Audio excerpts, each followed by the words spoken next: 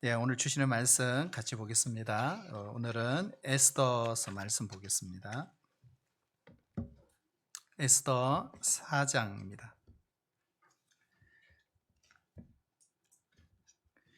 14절로 17절까지입니다. 구약성경 754쪽에 있습니다. 교독으로 읽으시고요. 우리 17절 합독하겠습니다. 이때에 네가 만일 잠잠하여 말이 없으면 유다인은 다른 데로 말미암아 노임과 구원을 얻으려니와 너와 네 아버지 집은 멸망하리라. 네가 왕후의 자리를 얻은 것이 이때를 위함이 아닌지 누가 알겠느냐 하니 당신은 가서 수산에 있는 유다인을 다 모으고 나를 위하여 금식하되 밤낮 3일을 먹지도 말고 마시지도 마소서. 나도 나의 시녀와 더불어 이렇게 금식한 후에 규례를 어기고 왕에게 나가리니 죽으면 죽으리다 하니라. 모르드게가 가서 에스더가 명령한 대로 다 행하니라. 아멘. 우리가 예수님 믿는 자라면 누구든지 나라와 민족을 사랑할 수밖에 없습니다. 여러분, 여러 가지 이유가 있지만 이런 이유가 있겠죠. 우리가 예수 믿기 전에는 다 자기 중심적으로 살았어요. 하지만 우리가 예수 믿고 나면 이제는 자기 중심적인 삶을 가능하면 살지 않게 됩니다. 왜냐하면 내가 중요하지 않아서가 아니라 자신이 중요한 만큼 다른 사람들도 중요하다는 사실을 알게 되었기 때문입니다. 나라는 것은 한 사람이잖아요. 그런데 다른 사람이라는 것은 복수입니다. 그러므로 이 복수의 총집합체를 우리는 국가, 나라라고 하는 것입니다. 그래서 나라와 민족을 위한 삶을 크리스찬이라면 살아갈 수밖에 없는 것이 당연하다라는 사실입니다. 그리고 우리는 대한민국이라는 땅에 태어났습니다. 그래서 우리는 한국 사람들과 함께 그렇게 살아갑니다. 그러므로 우리 곁에 있는 그 사람을 가장 먼저 또 사랑할 수밖에 없는 것이 우리 신자의 의무일 수가 있다는 것입니다. 첫 번째, 두 번째도 중요하지만 우리 신앙인에 있어서 세 번째가 제일 중요하지 않을까. 우리의 믿음의 본이 되신 예수 그리스도께서도 나라와 민족을 정말 사랑하셨다는 것입니다. 예수님이 육신을 입고 이 땅에 오셔서 유대인으로 이스라엘 땅에 출생하셨습니다. 얼마나 이스라엘을 사랑하셨는지 몰라요. 울기까지 하셨다라고 성경은 기록합니다. 예수님이 3번 우셨잖아요. 겟세마네 동산에서 자신의 문제를 놓고 그렇게 눈물방울이 핏방울이 되도록 기도하셨죠. 그리고 죽은 나사로가 살아날 것이다 라고 말씀하셨지만 사람들이 그걸 믿지 못한 것 때문에 예수님이 통분히 여기며 우셨다 그렇게 했습니다. 마지막은 감람산 위에서 건너편에 있는 예루살렘을 보시며 눈물을 흘리셨다라고 누가복음 19장에 기록하고 있습니다. 이처럼 우리 예수님도 나라와 민족을 사랑하셨다면 그분을 나의 구주와 주님으로 믿고 따라가는 우리 성도라면 역시 우리도 나라와 민족을 사랑하는 사람이 되는 것이 마땅한 일이라는 사실입니다. 우리가 성경책을 읽어보면, 성경 읽다 보면 이 성경책에 이름을 붙입니다. 예를 들어 예레미야, 에스겔, 다니엘, 이사야. 근데 대부분 보면 남자 이름이 거의 대부분입니다. 그 중에 여성의 이름을 타이틀로 한 성경책이 있어요. 당시에 통념을 깨는 정말 파격적이고 기적과 같은 일이기도 합니다. 우리가 예수님 당시까지만 해도 사람의 숫자에 여성이나 아이들은 제외되었어요. 그런데 성경의 표지, 타이틀에 여성의 이름이 기록이 됐다. 그것도 구약시대. 이 기적적인 사건이죠. 그런데 에스더서가 바로 그런 책이죠. 그리고 또 한 권의 책이 룻기입니다. 에스더라는 이 말을 찾아보면 별이라는 뜻이 별. 에스더라는 단어 자체는요 페르시아어입니다. 성경의 스타, 그가 누구예요? 에스더라는 거. 그래서 정말 별처럼 이름처럼 이름값을 하며 살았던 여성이 에스더입니다. 하나님이 어두운 시대에 별처럼 정말 아름답게 사용을 했습니다. 그 에스더의 히브리 말은 뭘까? 하다사입니다. 하다사. 문자 그대로 정말 아름다운 인생을 살았어요. 에스더서에 보면 우리가 언젠가 묵상을 했죠. 얼마 전에 에스더서는 단 한 번도 하나님이라는 이름이 등장하지 않습니다. 그리고 믿음이라는 단어도 나오지 않습니다. 그래서 겉으로 볼 때 에스더서는 종교적인 냄새를 전혀 풍기지 않는 유일한 책이 에스더서예요. 그렇지만 하나님의 영광, 하나님의 임재가 꽉 차 있는 책이 에스더서입니다. 장마다 단락마다 하나님의 임재를 경험할 수 있습니다. 우리가 영화를 보면 제일 먼저 영화 자막에 딱 뜨는 이름이 뭐죠? 이 영화에 누가 등장하는지 배우들의 이름이 쫙 뜹니다. 그리고 이제 드라마가 시작되는 거예요. 캐스팅된 인물을 소개하는 것입니다. 우리가 에스더서를 읽을 때도 마찬가지 어떤 인물이 캐스팅이 되었냐 하는 것입니다. 첫 번째 따를까요? 아수에로. 자, 아수에로 왕입니다. 이 왕은 페르시아 제국 정말 잔인한 독재자, 동시에 유능한 독재자, 페르시아 전성기를 주도했던 왕이기도 합니다. 두 번째 알까요? 와스디. 자, 와스디라는 사람. 이 와스디는 왕의 본부인이죠. 근데 비운의 왕비가 됩니다. 왜요? 폐위되기 때문에 그렇죠. 세 번째는 하만이라는 사람이에요. 유대인을 멸절하기 위해서 앞장섰던 총리 대신 당시의 실세였습니다. 네 번째는 모르드게라는 사람이에요. 철저한 민족주의자. 이 사람은 애국자이면서 동시에 믿음의 사람입니다. 대궐 문직입니다. 우리가 성경을 읽어보면 모르드게에 대한 여러 가지 스토리가 있어요. 그런데 가장 핵심은 뭐냐 하면 우연히 왕에 대한 영모 계획을 알게 됩니다.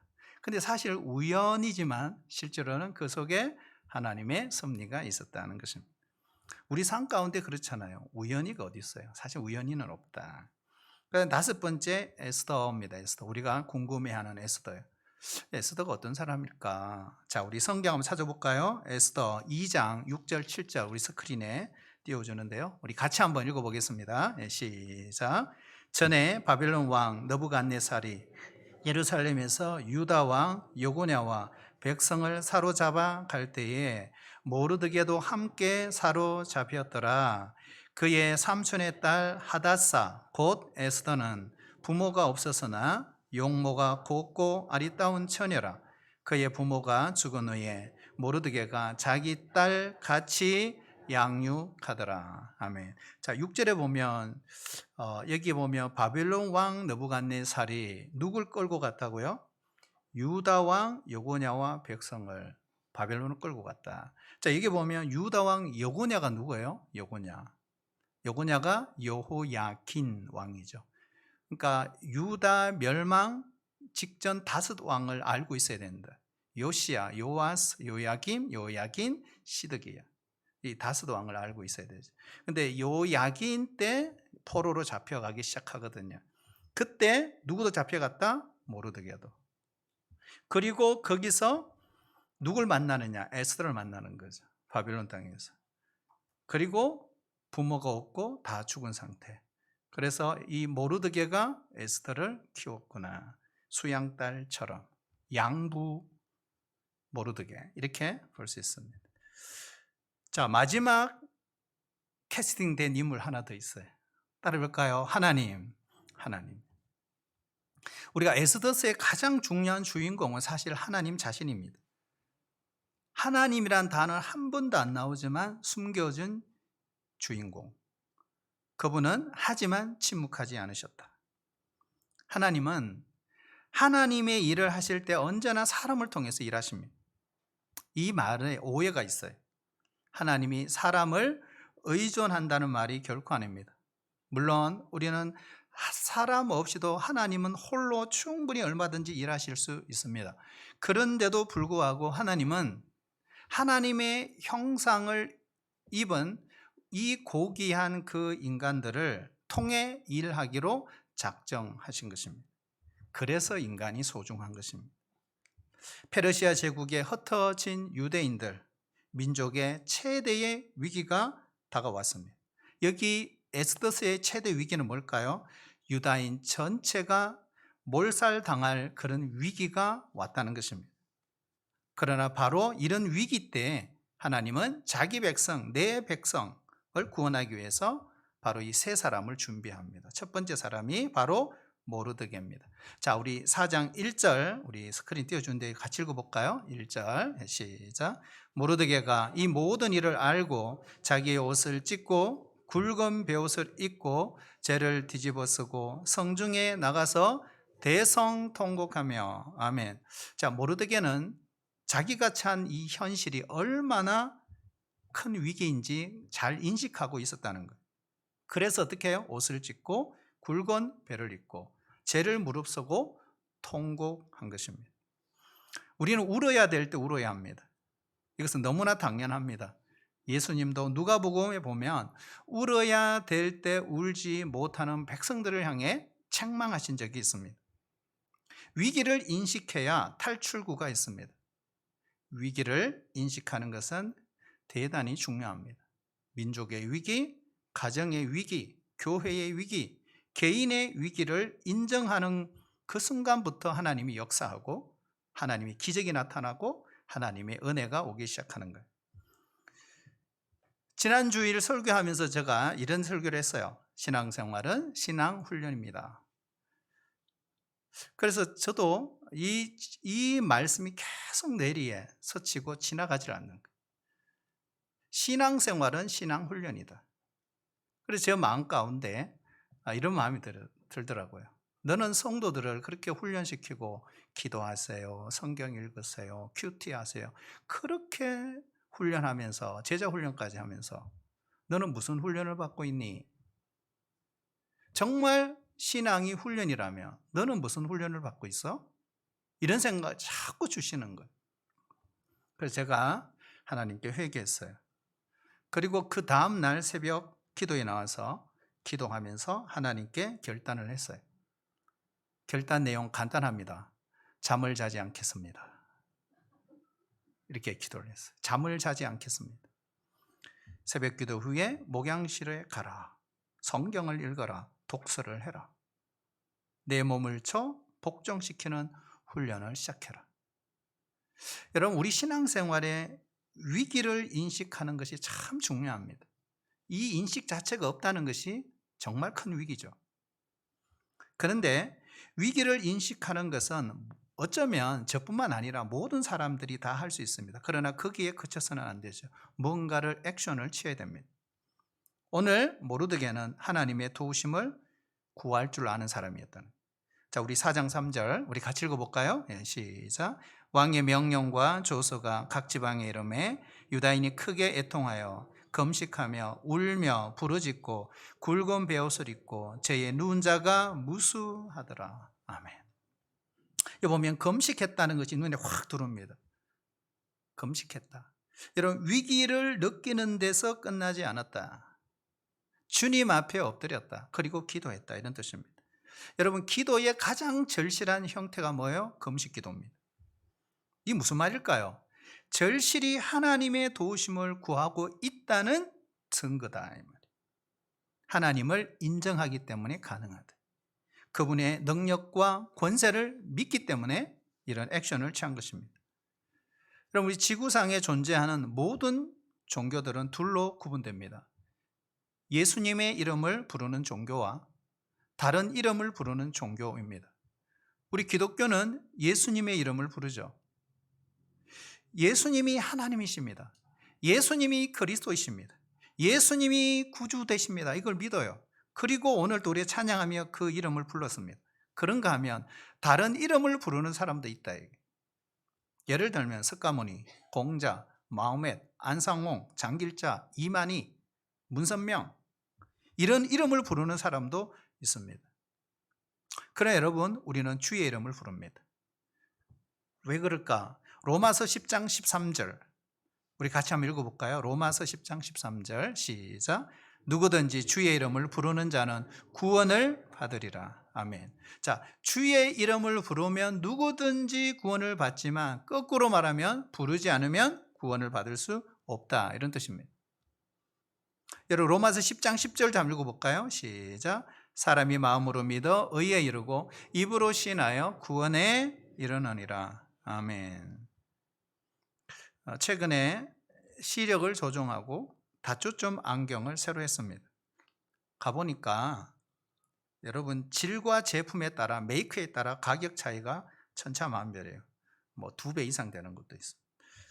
그러나 제 아무리 비싼 다초점 안경이라도 중요한 것은 내 눈에 맞지 않으면 어떻게 될까요? 눈에 무리가 가고 눈이 더 피곤하고 시력이 더 떨어질 수가 있다는 거예요. 믿음은 하나님과 눈을 맞추는 것입니다.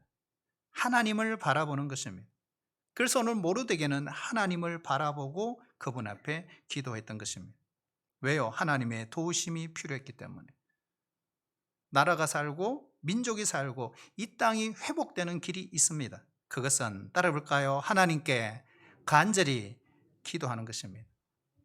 1950년 6월 25일 그 전쟁이 터지고 우리 한국교회는 계속 밀려서 대구와 부산으로 쫓겨가게 됩니다. 그리고 그 믿음의 선배들은 그곳에서 눈물로 밤을 지새우며 한 달 이상 하나님께 간절히 기도했다는 기록이 있습니다. 그런데 그 전쟁통에도 놀라운 사실이 있어요. 전쟁통에도 1952년 우리 한국교회는 그 전쟁 중에도 1000만 전도 운동을 선포했더라고요. 전도 운동을 펼쳤다는 거예요. 그리고 이후에 1973년도에 열렸던 빌리그람 전도대회 때 구호가 뭐냐? 5천만을 그리스도에게. 여러분 중요한 게 뭘까요? 교회가 잠들면 세상이 어두워진다는 사실이에요. 이런 교회가 잠잠하면 악한 영들의 소리가 점점 커집니다. 그러므로 우리에게 중요한 것이 뭘까요? 결코 하나님보다 앞서지 말자. 기도보다 앞서지 말자. 성령보다 앞서지 말자는 거예요. 둘째로 따라올까요? 하닥. 자, 하나님이 쓰신 인물 중에 하나 하닥. 우리가 잘 익숙하지 않는 인물입니다. 에스더를 읽어도 지나가는 인물이에요. 근데 중요한 인물입니다. 여러분 하닥은 어떤 사람일까요? 하닥. 자, 5절 우리 같이 읽어볼게요. 하닥. 시작. 에스더가 왕의 어명으로 자기에게 가까이 있는 내시 하닥을 불러 명령하여 모르드게에게 가서 이것이 무슨 일이며 무엇 때문인가 알아보라 하매. 하닥이 누구예요? 내시예요? 누구의 내시예요? 에스더. 왕비 비서라는 거예요. 왕비의 비서. 그러니까 이 에스더의 심부름꾼 이렇게 보시면 되죠. 그러면 이 하닥이 어떤 역할을 했을까 하는 거예요. 오늘 본문 5절에 다 나와 있어요. 에스더와 모르드게 사이를 왔다 갔다 하면서 메시지를 전달하는 심부름꾼이구나. 우리가 때로는요 어떤 일을 하면서 이것은 작은 일이야, 이것은 시시한 일이야. 그러나 여러분 하나님 나라 일에는 작은 일, 큰 일 구별이 없습니다. 내가 행하는 아무리 작은 일이라도 그 작은 일이 우리 가정을 바꿀 수 있고 우리 교회를 바꿀 수 있고 우리 민족을 때로는 바꿀 수 있다는 것입니다.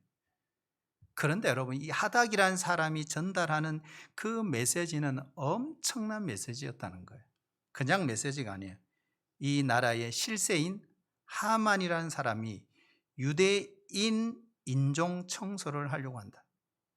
이 소식을 가서 전해야 될 이 메시지가 있었던 거예요. 그래서 조금만 잘못해서 전달을 하면 잘못 전달하면 완전히 다른 메시지가 될 수도 있는 거예요. 그런데 정확하게 전달했어요. 하닥은 자기가 고용했던 보스에게 순종했다는 사실입니다. 안타까운 것은 오늘 이 시대에는 반항을 가르치는 시대다. 그래서 순종의 미덕이 상실되는 시대다. 그러나 성경은 하나님이 쓰시는 사람들은 어떤 사람이든지 하나님이 세우신 권위 앞에 순종할 줄 아는 사람들이라는 것을 성경은 가르치고 있어요. 그래서 권위에 대한 순종이 매우 중요하죠. 요즘 우리 아이들 보면요, 집에 한이도 보면 내가 알아서 할게. 아빠 내가 알아서 한다고. 지가 알아서 하는 게 하나도 없으면서 다 지가 알아서 한대. 예?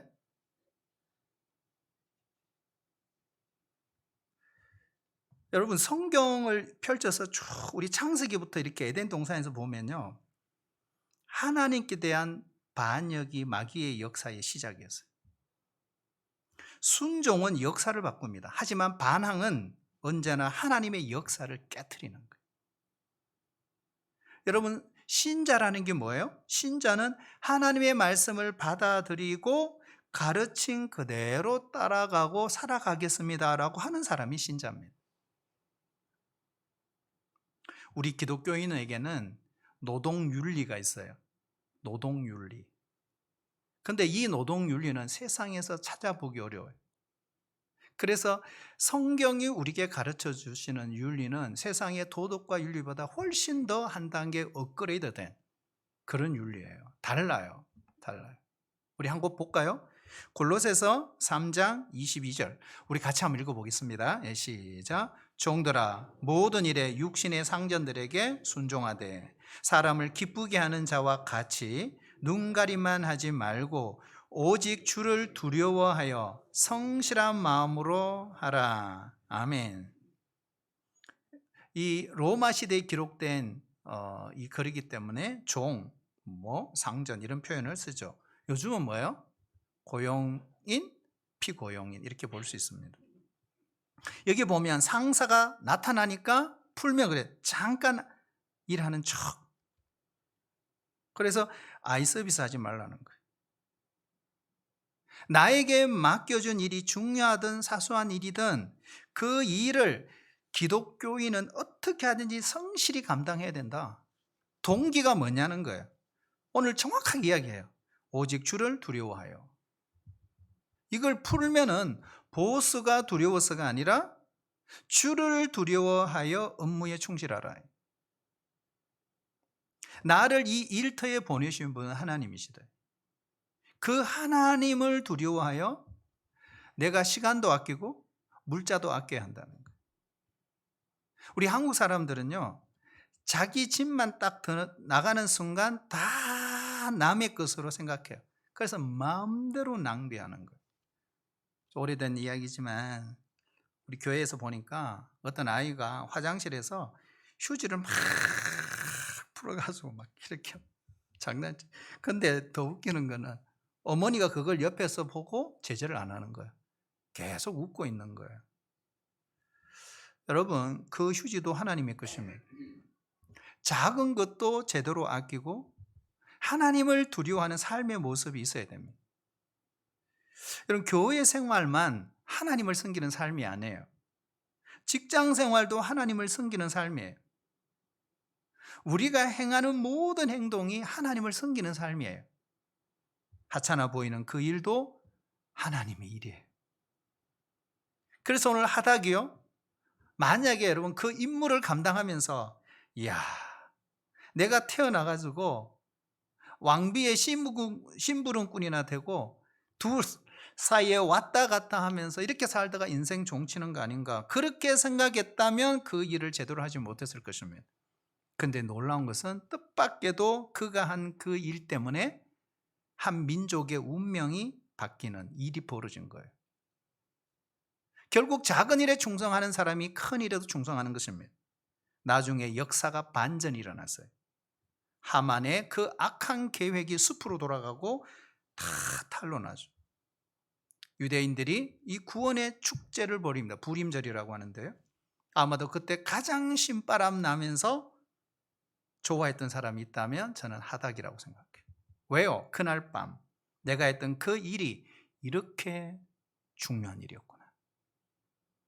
작아 보이는 일, 교회에서 내가 맡은 일, 가정에서 내가 아무리 작은 일을 맡을지라도 직장에서 내게 맡은 그 책임 중요합니다. 그러나 여러분, 그 과제를 성실하게 했을 때 엄청난 결과가 가져올 수 있어요. 자, 세 번째 따라올까요? 에스더. 자, 에스더를 한번 보겠습니다. 결국 결정적으로 그 유대인들을 구출하는 데 쓰임받는 사람이 에스더예요. 근데 왜 하나님이 에스더를 쓰셨을까? 어, 여러분 오늘 우리가 6.25 한국전쟁 기념으로 드리는 예배잖아요. 그러면서 여러분 이 모든 역사의 배후에 하나님이 계신다는 걸 믿으셔야 돼요. 여러분 성경의 역사는 세계사입니다. 예언자들의 역사는 다 세계사예요. 예언자들의 모든 예언은 그냥 누구도 이해할 수 없는 엉뚱한 이야기, 그저 뭐 천상의 이런 이야기 아니에요. 땅의 이야기를 하고 있어요. 100% 세계사입니다. 그런데 중요한 게 뭐예요? 예언대로 되었더라. 이게 성경의 기록입니다. 근데 예언대로 되었다는 말이 뭘까요? 예언대로 되었다는 말은 세계사의 주인이 하나님이시다. 하나님께서 예언자들과 계속 소통하고 대화하시면서 내가 앞으로 이런 일을 할 거야 하는 걸 예언자들에게 계속 말씀하셨는데 진짜 400년 뒤에 700년 뒤에 그 일이 벌어졌다. 똑같이 벌어졌다. 예언대로 되었더라. 이게 성경의 역사입니다. 여러분 하나님은 지금도 그렇게 역사하신다. 우리 눈에 보이지 않으시지만 세계사를 주관하신다. 통치하신다. 그렇다면 여러분 우리 한 인간의 인생도 하나님이 다스리신다. 통치하신다. 정확하게 그렇게 하신다. 자, 여러분 에스더라는 사람 마찬가지예요. 에스더가 거기서 모르드게를 만나고 모르드게가 나를 길러준 양부처럼 될 거라고 누가 알았겠어요? 여러분 그런 거 보면요 하나님의 그 작품이에요. 하나님의 그 마스터 플랜이 쫙 있는 거예요. 하나님이 그렇게 일하시는 거예요. 그러니까 우리 인생에는 우연이 없어요. 전쟁이 우연이 아니에요. 일어날 수밖에 없는 6.25 전쟁도 마찬가지예요. 대한민국이 하나님 앞에 회개하고 우리가 잘못했습니다. 전쟁이 일어 터지고 막 그때부터 회개 운동이 터졌다는 거예요. 우연이 되는 게 하나도 없어요. 그 하나님이 다 만드십니다. 왜 남방 유다가 망해요? 하나님의 통치자소 예루살렘이 왜 망해요? 하나님이 하신 거예요. 하나님이 그렇게 하셨다 그랬어요. 우연이 아니에요. 하나님이 일하십니다. 여러분 에스더를 왜 하나님이 쓰셨을까요? 첫 번째는요. 에스더는 관계를 소중히 여길 줄 아는 사람이에요. 여러분 사람이 산다는 것은 관계입니다. 삶은 관계라고 할 수 있습니다. 그래서 관계 속에서 인간의 삶이 만들어지는 거죠. 공부만 잘 한다고 해서 우리 자녀가 출세할까요? 아닙니다. 여러분 나중에 보면 알지만 직장에서 사람을 쓸 때 똑똑한 사람이 쓰는 게 아니에요. 그 사람의 됨됨이를 봅니다. 중요한 것은 관계라는 거예요. 그래서 요즘에 IQ보다 EQ가 훨씬 더 중요하죠. 그래서 에스더는 관계를 소중히 여기는 사람이에요. 어떤 관계일까? 바로 모르드게와의 관계입니다. 에스더는 뭐가 됐죠? 왕비가 됐어요. 여전히 대궐 문을 지키는 문지기에 불과합니다. 그래서 모르드게와 에스더는 신분 차이가 하늘과 땅 차이 되어버렸어요. 나 몰라를 할 수 있어요. 그런데 그렇게 하지 않았다. 여러분 우리도 그래요. 성공했다고 좀 잘 나간다고 신분이 달라졌다고 해서 한순간에 관계를 저버리는 사람들이 있죠. 그러나 그렇게 하면 안 된다. 여러분 성경은 관계를 아주 소중히 여깁니다. 관계가 중요해요. 그래서 종들아, 상견들아, 남편들아, 아내들아, 부모들아, 자녀들아, 여러분 하나님과 우리와도 관계를 하나님이 딱 설정해. 그게 선악과잖아요. 이 건드리지 마. 관계 설정입니다. 그래서 성경은 어떤 학자들은 관계의 책이다 이렇게 말할 정도예요. 그리고 에스더는요 하나님을 믿는 믿음의 사람이었어요. 모르드게를 통해서 유다 민족의 이 위기가 이런 처했다는 사실을 보고를 받죠. 그때 에스더가 요청한 게 있어요. 거기 16절에 16. 우리 같이 한번 16절 읽어볼까요? 예, 시작.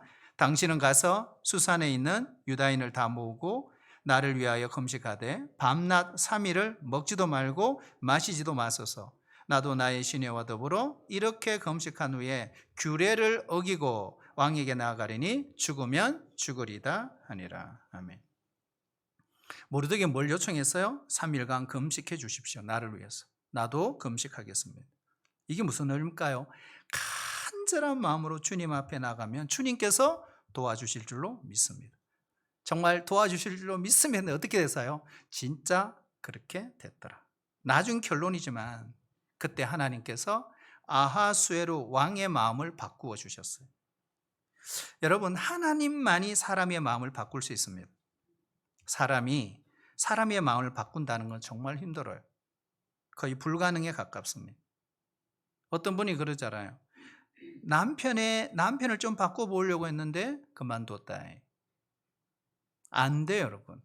부부의 행복은 내가 바뀌는 데 있습니다. 그러니까 사람을 바꾼다는 건 참 어렵습니다. 그러나 한 가지 전제 조건이 있어요. 한번 따라할까요? 하나님이 하시면 할 수 있다. 이런 그게 복음이죠. 우리 박효진 장로님이라는 분 계세요. 여러분들 간증도 들어보셨을 텐데요. 이분은 6.25 전쟁이 터지는 그 해에 태어났습니다. 그 이후에 성장을 해서 나중에 교도관으로 일생을 살아갑니다. 그러면서 그가 은퇴하면서 써낸 책 한 권이 있어요. 하나님이 고치지 못할 사람은 없다. 사형수들을 옆에서 계속 본 거예요. 수많은 사람들이 죽어가는 거예요. 거기에서 복음을 전했어요. 전도했어요. 그런데 이 책의 마지막 결론이 뭐냐 하면 하나님이 변화시키려고 하신다면 다 변화되더라. 그러니까 하나님이 하시면 가능하다. 일국 페르시아 제국, 인도에서 북아프리카까지 엄청난 영토, 제국을 가졌던 아하수에로 왕의 마음도 바뀌더라. 왜요? 하나님이 바꾸시니까. 자, 우리 잠언 21장 1절 우리 같이 한번 읽어볼까요? 시작. 왕의 마음이 여호와의 손에 있음이 마치 봇물과 같아서 그가 임의로 인도하시느니라. 아멘. 왕의 마음도 하나님께 달려있다 이런 뜻이잖아요. 그러니까 사람의 마음을 바꾸려면 어떻게 돼요? 사람 찾아가면 안 돼요. 하나님께 가야 한다. 그래서 에스더는 인간적인 방법을 쓰지 않았어요. 꾀를 쓰지 않았어요. 전능하신 하나님을 의지하고 하나님의 방법으로 이 문제를 해결하려고 했던 거예요. 그래서 거기에는 반드시 대가를 지불해야 합니다. 그게 뭘까요? 죽으면 죽으리다. 왜 에스더가 죽으면 죽으리다 이런 결단을 했을까? 이유가 있어요. 오늘 읽었지만 16절을 보면 이런 말씀이 있죠. 16절 뭐라고 하죠? 끝부분에 보면 규례를 어기고 왕에게 나가리다. 자, 이게 중요합니다. 규례를 어기고, 어떤 규례를 어기고 나간다는 거지? 11절에 있어요. 11절. 우리 11절 같이 한번 읽어보겠습니다. 예, 시작. 왕에게 중간에 있는 거 제가 읽어볼게요. 왕에게 나가지 못한 지가 이미 며칠 됐다고요? 30일이라. 자, 왕이 에스더를 부르지 않은 지가 30일이나 되었다라는 뜻입니다. 자, 왕이 부르지 않았는데 왕 앞에 가게 되면 죽어요. 사형이에요. 왕이 부르지 않았는데도 나가서 살 수 있는 유일한 방법이 있어요. 그것은 딱 한 가지예요. 왕이 금호를 내밀면 허락이 되는 거예요. 죽음까지 생각하지 않아도 아마 에스더는 이런 생각을 했을 거예요. 어쩌면 나도 폐위될 줄 몰라. 이 각오를 했어요. 왜요? 이미 아하수에로 왕은 자기의 본부인 와스디를 폐위한 전력이 있습니다. 그러니까 에스더도 폐위 안 된다는 보장이 없어요. 한 나라의 왕비로서 누렸던 모든 것을 한순간 다 잃을 수도 있습니다. 비운의 왕비가 될 수 있어요. 어쩌면 목숨도 잃을 수 있습니다. 그러나 그 죽음을 결심한 거예요. 왜요? 민족을 살리기 위해서. 우리도 마찬가지죠. 우리가 엄청난 사건을 위해서 그렇게 하지 않아도 돼요. 우리의 삶 가운데, 우리 주변 가운데 정말 위기가 놓였을 때 우리도 에스처럼 이런 각오와 자세가 필요한 거죠. 오늘도 하나님 에스더를 찾으신다. 오늘은 2024년 결론인데요. 6월 23일입니다. 6.25 전쟁이 일어난 지 74년을 주를 기념하는 주일입니다. 6.25는 우리에게 엄청난 손실을 줬어요. 엄청난 상처를 남겼습니다. 5,000년 역사에 유례없는 동족 상전의 비극이었습니다. 전쟁이 끝난 지 70년이 훌쩍 뛰어넘었지만 여전히 북한은 가난에 허덕이고 있습니다. 세계에서 가장 못 사는 나라 중에 손꼽힙니다. 우리는 한강에 기적을 이루었고 세계 경제 10위권에 드는 부강한 나라가 되었습니다. 우리는 다 알고 있어요. 뭘요? 이 번영이 하나님의 축복이라는 사실. 하나님이 우리나라를 사랑하셨고 지켜주셨고 도와주셨다. 우리나라는 뭐든 잘합니다. 작은 나라지만 인구도 작지만 땅도 작지만 축구도 잘하고 농구도 잘하고 야구도 잘하고 골프도 잘합니다. 특히 최근에 와서 지금 세계는 K-팝, K-컬처, K-푸드, 한류에 열광하고 있습니다. 동시에 K-영성까지 수출하고 있습니다. 여러분, 핸드폰은 세계 시장을 석권하고 가전제품은 세계적입니다. 우리는 예수도 잘 믿습니다. 선교도 잘 합니다. 현재 우리 2만 가까운 선교사를 해외에 파송하고 있습니다. 2030년까지 10만 명 파송 비전 선포했습니다. 세계를 복음화하려면 50만 명의 선교사가 필요한데 그중에 5분의 1을 우리 대한민국 한국교회가 책임지고 있다는 것. 우리는 응원도 잘해요. 여러분, 우리의 조국이 있음을 감사하시기를 축복합니다. 정말 우리가 마음껏 부르짖을 수 있다는 걸 여러분 감사하시길 바랍니다. 그래서 우리에게 중요한 게 뭐예요? 교회입니다. 교회. 이 땅에 유일하게 역사 종말에 남을 수 있는 그 단체, 공동체는 교회입니다. 그것이 요한계시록이에요. 교회만 남는다. 왜요? 교회가 하나님의 나라의 그림자거든요. 그래서 이 땅에 교회가 희망이라고 말하는 것입니다. 여러분, 교회가 조용하면 안 됩니다. 교회가 죽으면 안 됩니다. 교회가 시들면 안 됩니다. 그래서 우리가 깨어나 여러분 기도할 수 있기를 축복합니다. 일어나 기도해야 합니다. 믿음을 지켜야 합니다. 역사의 주인은 사람이 아닙니다. 우리의 인생의 주인도 사람이 아닙니다. 하나님이 주인이십니다.